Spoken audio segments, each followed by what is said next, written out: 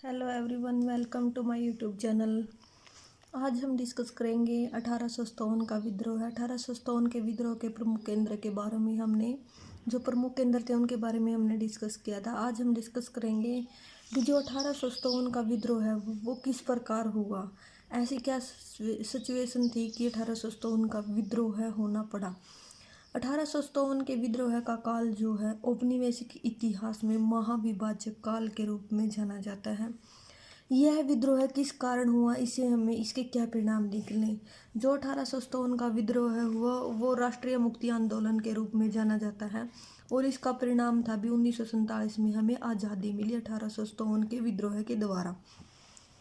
फिर आता 1857 के विद्रोह के प्रमुख कारण थे।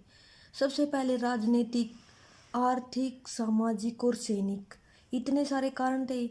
सबसे महत्वपूर्ण कारण था तत्कालीन कारण। तत्कालीन कारण क्या था?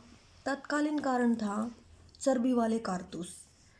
चर्बी वाले कारतूस क्या बात थी भी, जो चर्बी वाले तत्कालीन कारण यानी मुख्य कारण, इसी से 1857 के विद्रोह की शुरुआत मानी जाती है।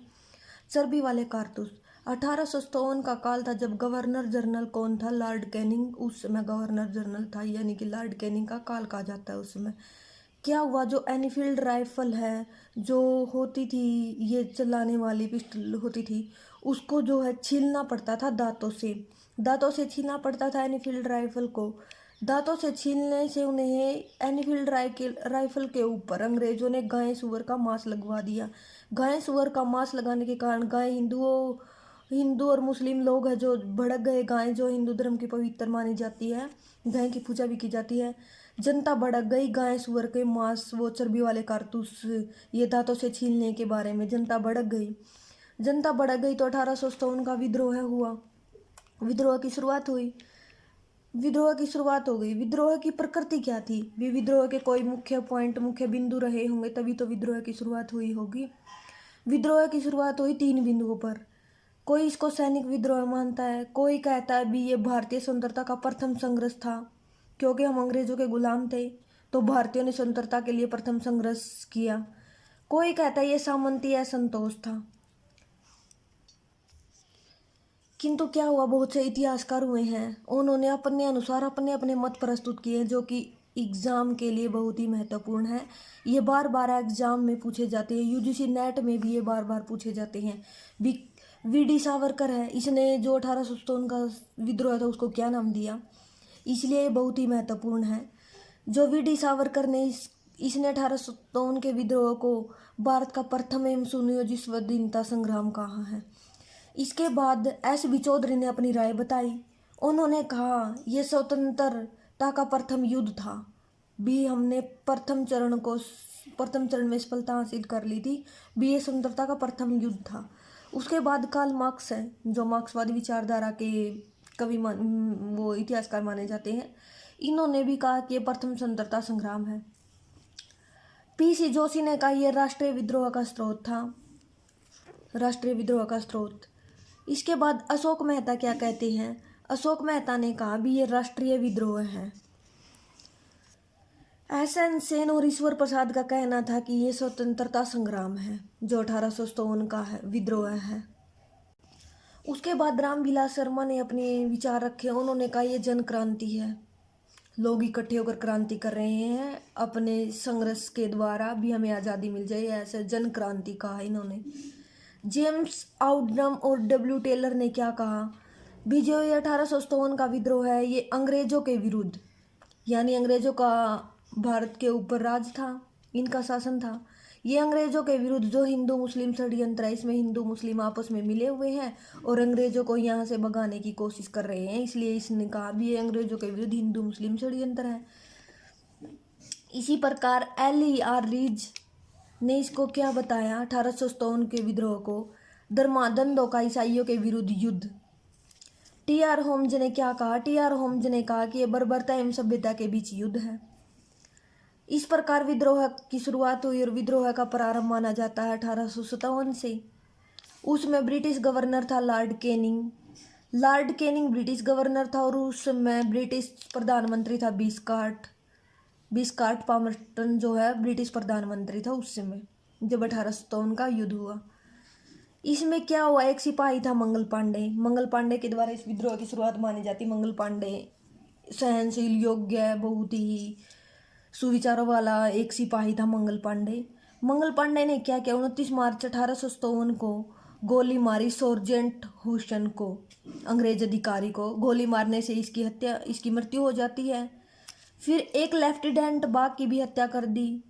लेफ्टिनेंट बाग की हत्या करने के कारण अंग्रेजों में आक्रोश की भावना फैल जाती है और इस प्रकार अंग्रेज अधिकारी मंगल पांडे को जो है, अंग्रेज अधिकारी क्या करते हैं, मंगल पांडे को 8 अप्रैल को मंगल पांडे को फांसी की सजा दे दी जाती है। फिर फांसी की सजा देने के कारण जो मंगल पांडे के जो विद्रोही सिपाही सैनिक थे वो भी आक्रोश की भावना से भर उठे। उन्होंने क्या किया, 24 अप्रैल मेरठ में 99 सिपाहियों को चर्बी वाले कारतूस, जो 99 सिपाही थे मंगल पांडे के दोस्त थे जो 99 सिपाही, इन्होंने चर्बी वाले कारतूसों का प्रयोग करने से इनकार कर दिया।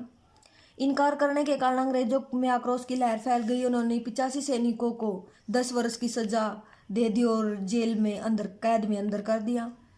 ऐसा करने से जो सैनिक थे, ये भारतीय सिपाही विद्रोही सैनिक थे, इनमें आक्रोश हुआ तो इन्होंने 10 मई 1857 को विद्रोह कर दिया दिल्ली में और दिल्ली के ऊपर कब्जा कर लिया। अपने विद्रोही जो 85 सैनिक थे, 10 वर्ष की सजा सुनाई थी, इनको छुटवा लिया और उन्होंने अपना नेता चुना बहादुर शाह जफर, जो बहादुर शाह द्वितीय है, जो बहादुर शाह द्वितीय होता बहादुर शाह जफर, इन्होंने अपना नेता चुना और विद्रोह की शुरुआत होती रही।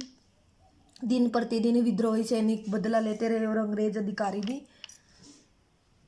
विद्रोह के कुछ प्रमुख केंद्र हमने पहली वीडियो में वैसे तो डिस्कस कर लिए थे, अब हम कुछ नाम बता देते हैं। जैसे दिल्ली है, कानपुर है, लखनऊ है, झांसी ग्वालियर है, इलाहाबाद है, जगदीशपुर है, उसके बाद फैजाबाद है, बरेली है, गोरखपुर, सुल्तानपुर, मथुरा, मंदसौर। यहाँ तक 1857 में हरियाणा का भी हिस्सा रहा है। राव तुलाराम, इस हरियाणा के जो राव तुलाराम एक व्यक्ति ने इसका नेतृत्व किया था हरियाणा में जब विद्रोह हुआ। उसके बाद क्या हुआ, विद्रोह का दमन। 1 साल तक ये विद्रोह चलता रहा। बहुत सारे सैनिकों ने इसमें क्या किया, अपनी जान गंवाई, वीरगति को प्राप्त हुए 1 वर्ष तक। फिर इसने ब्रिटिश सरकार ने अपने हाथों में ले लिया और इस विद्रोह को यहीं पे दबा दिया 1858 में। इतने बहुत सारे वीरगति को सैनिक प्राप्त हुए। हमारी झांसी की रानी, तात्या टोपे, मंगल पांडे, बहुत सारे लोग शहीद हो गए। किंतु 1857 के विद्रोह में कुछ सफलता हासिल लगी, किंतु ये विद्रोह असफल हो गया और इसका दमन कर दिया गया। इस विद्रोह की असफलता के कुछ कारण तो रहे होंगे जो हम डिस्कस कर लेते हैं।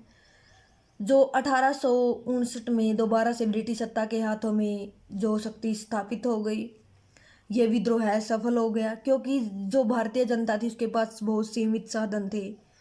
उनको कोई योग्य अधिकारी नहीं था जो उनका नेतृत्व कर सके और जो बड़े बड़े देशी राजा थे वो भी अंग्रेजों के साथ मिले हुए थे। जो भारतीय सैनिक थे उनमें राष्ट्रीय भावना की बहुत सी कमी थी। इस प्रकार 1857 का जो प्रथम चरण था, स्वतंत्रता संग्राम का विद्रोह का जो प्रथम चरण था, ये कुछ हद तक सफल हुआ, किंतु अंतिम बार इसको असफलता ही हाथ लगी। इस प्रकार 1857 का जो विद्रोह था वो असफल रहा, उसका दमन कर दिया गया। बहुत सारे भारतीय वीर सैनिकों ने अपनी जान गंवाई, अपनी जान पर खेल कर कुछ हद तक सफलता प्राप्त की, किंतु